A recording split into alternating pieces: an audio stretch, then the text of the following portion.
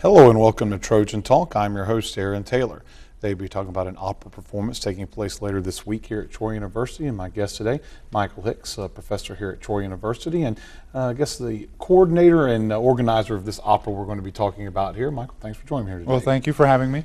And obviously, Michael, you're known for your singing here on campus as a professor. People have seen it before, but we're going to be talking about the work of your students, especially with a little something special that you don't get to see here that often here at Troy.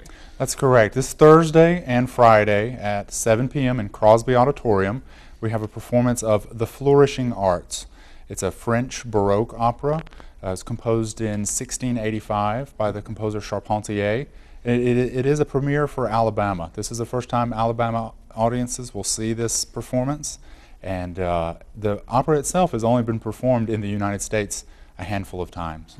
And so how does that come about? How does Troy end up putting on a piece that's only been performed a handful of times here in the States? Well, the faculty, Dr. Allard, myself, also one of our colleagues, Dr. Tracy Mendel, we examined the work, we listened to a recording of it, we got our hands on a score, which was very difficult to come by, and we decided that it really suited the needs of our students, technically, musically. It would really push them, but it was something that they definitely could succeed with. So it suited their needs perfectly. And now it is a student production here, so we're seeing that students are putting this on. How long have they been putting this together? They began work actually during the summer. They all received their music during the summer. They started working on their French during the summer, and then we started rehearsals in the first week of class. We have a class that meets twice a week on Tuesdays and Thursdays, and then we had a few extra rehearsals on the weekends. We called the first one Opera Boot Camp. We had about 10 hours of rehearsals the first weekend of school. And now you mentioned they're learning their French. So this is obviously in French. Yes. So is that going to be a problem with audience members who are coming and listening to something for 45 minutes that's completely in French? Well, we have super titles that are going to be projected over the stage, so the audience will always know what's happening. So as they watch the drama unfold, they'll be able to see what the singers are singing. That's a very good idea then. Has that something that y'all had to do before, or is it, how did it come about? Many regional opera companies do the same thing. So it's something that's usually done, but we're bringing that here so folks can understand that. So don't get turned away if there's you don't know French then. So exactly. But talk a little more about the rarity of this piece. Obviously, you said that this hasn't been performed that often. So how did you come about saying, hey, this is what we're going to do? Obviously, if it's something that you don't see that often, how do you sit there and say, okay, this is perfect for our students here at Troy? Well, it took several months of research, looking through various bodies of work. And then when I encountered this work, I had a friend that had also directed a production of it. And I talked with her, and upon further examination, we realized there wasn't actually a performance score available for our students. So Dr. Mendel and myself created a performance score that the students could use and that the orchestral players that we have hired can use.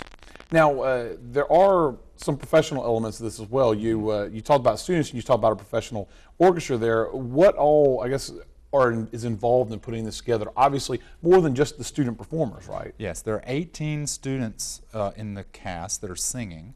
We have 3 professional dancers from Atlanta from a company called Brooks and Company Dance.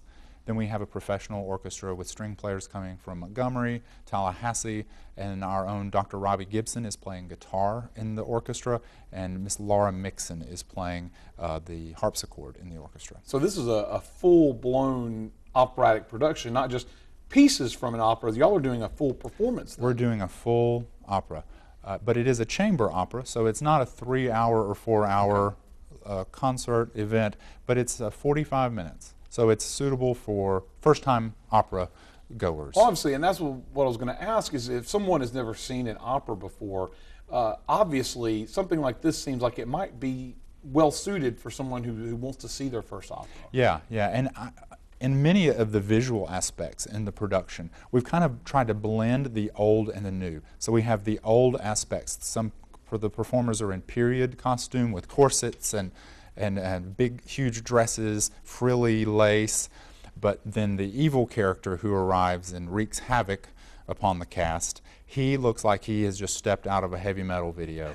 It is really cool, and I think that it kind of draws in some interesting visual elements. Also the dance, rather than doing period ballet for the work, we have a modern interpretation and modern dance choreography. So it's a way to kind of cross over and bring some modern audiences into something that was written, what, almost 400 years ago. Yeah, exactly. So obviously a challenge there, but one that sounds like it could be pretty fun for people to check out. Definitely. Exactly when and where can they see the performance again? The Flourishing Arts will be in Crosby Auditorium on Thursday, November 17th, and Friday, November 18th at 7 p.m. The admission is free. Admission is free? Okay. No tickets are needed.